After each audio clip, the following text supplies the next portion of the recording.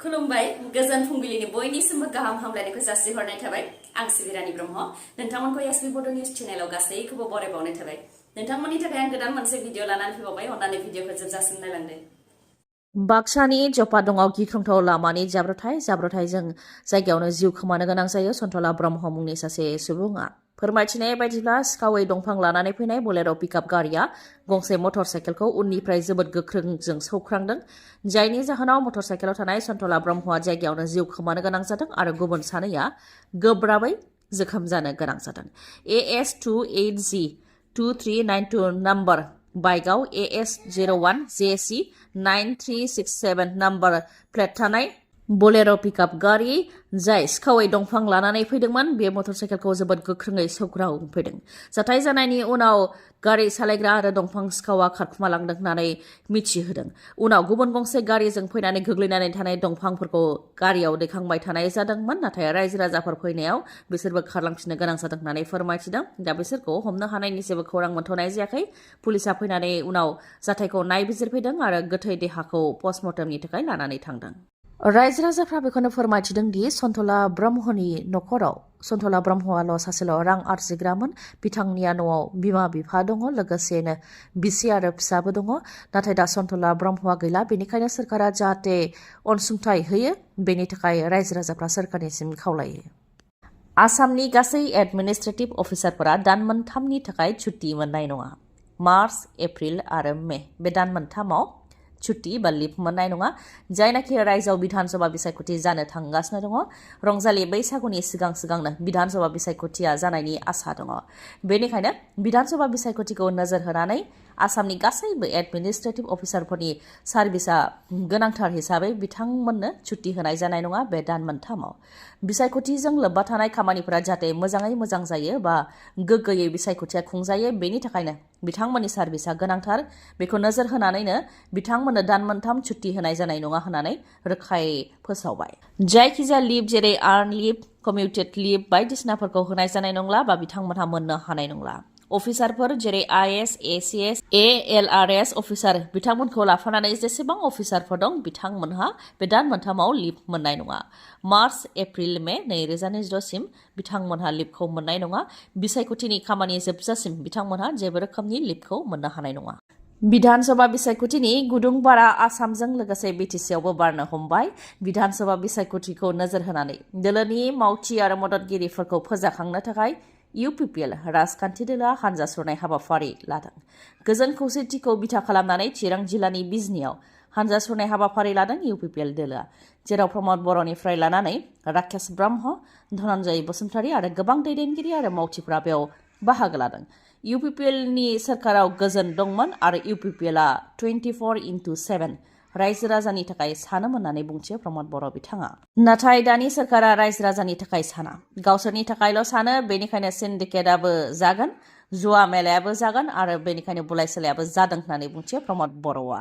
दानि सोरखाराव रायजो राजाफ्रा गोजोननाय गैया दावराव दावसि होननानै बुंथियो प्रमद बर'आ सिगांनि समावबो बेबायदिनो दावराव दावसिमोन आसामावनो दावराव दावसिमोन हारिनि दाङाबाजि जादों बुथारलायनाय जादों आरो बेफोरो गोरोन्थि राजखान्थिनि थांखिनि थाखायनो जादोंमोन नाथाय UPPLआ सोरखाराव फैनायनि उनाव दावराव दावसिया जोब्बायमोन दा फिन BPFनि सोरखार फैफिननाय लोगो लोगो दावराव दावसि जाफिनदों होननानै बुंथियो प्रमद बर'आ UPPL राजखान्थि दोलोआ बिटिसिआव थानाय 19 बियाबाव बिसायख'थि गेलेनो थाखाय खामानि मावगासिनो दङ सम आरो थासारिखौ नायनानै सोरजों लोगो जागोन बेनि सायाव थिरांथा लानाय जागोन होननानै गावसोरनि दोलोनि थांखिफोरखौबो फोरमायथियो प्रमद बर' बिथाङा सोरखारनि गेदेर थांखि मोन 21 टलगेटखौ बन्द' खालामनो थांखि लाबाय जाय मोन 21 टलगेटनि गेजेरजों सरासनस्रा रायजो राजानिफ्राय सानफ्रोमबो 67,70,000 टेक्स बा खाजोना कालेक्सन खालामनाय जायोमोन दा बेखौ बन्द' खालामनो थांखि लाबाय पान्जाब सोरखारा पान्जाबनि गिबि मन्थ्रि भगवान मान बिथांनि दैदेननायावनो बियो जादों गासै पान्जाबाव थानाय मोन 21 टलगेटखौ बन्द' खालामनो थांखि लाबाय पान्जाब सोरखारा बेनि गेजेरजों रायजो राजाफोरखौ रांखान्थि रेहाय होनाय जादों लोगोसेनो लामा सामायाव थाद'नाय गैयालासे गोरलैयैनो बा जेबो हेंथा गैयालासे रायजो राजाफ्रा थांलाय फैलायखौ खालामनो हासिगोन पान्जाब सोरखारनिफ्राय बेखौनो फोरमायथिदों दि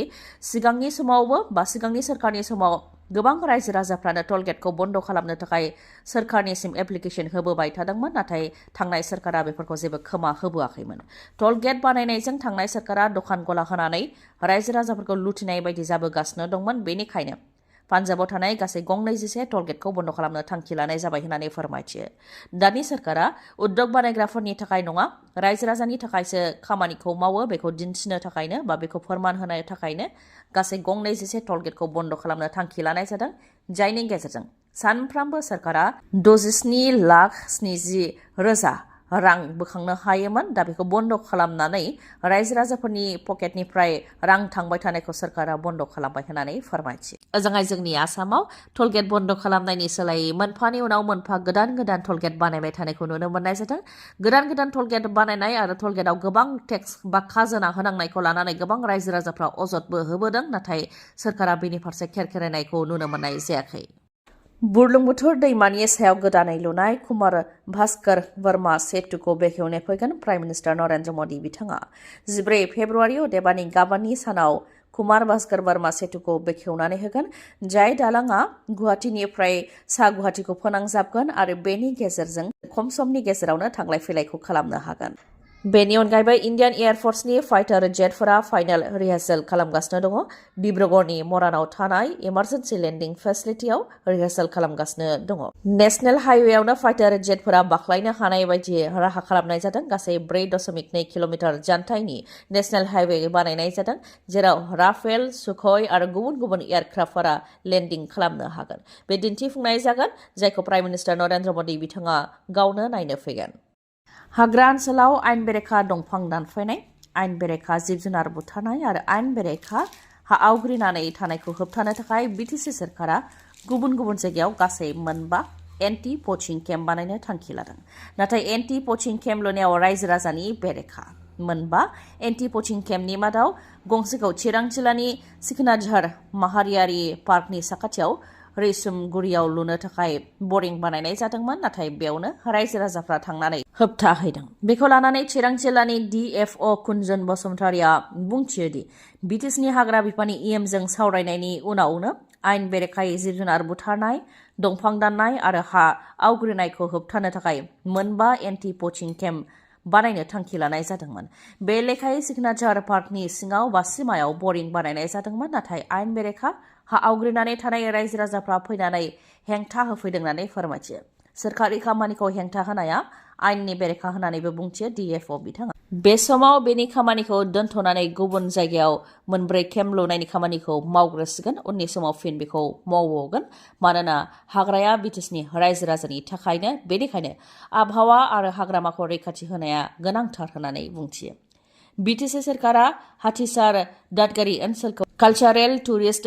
डेस्टिनेशन बानायनो थांखि लादों आरो बेखौ बानायनो थाखाय सिखोनाझार माहारियारि हाग्रामा आरो मानास हाग्रामाया गोनांथार नाथाय दंफां लाइफां दाननानै रां खामायनो गोबाङानो थांखि दङ बिथांमोनखौ साफा हमनाय जागोन होननानैबो बुंथियो DFO बिथाङा दिनैनि भिडिअआ एसेनोसै गाबोन आरो गोदान भिडिअजों लोगो मोनफिनबावगोन नोंथाङा दासिमबो आंनि चेनेलखौ साबस्क्राइब खालामाखैबा अन्नानै साबस्क्राइब खालामदो लोगोसे लाइक कमेन्ट आरो शेयार खालामनो दाबाव गोजोन्थों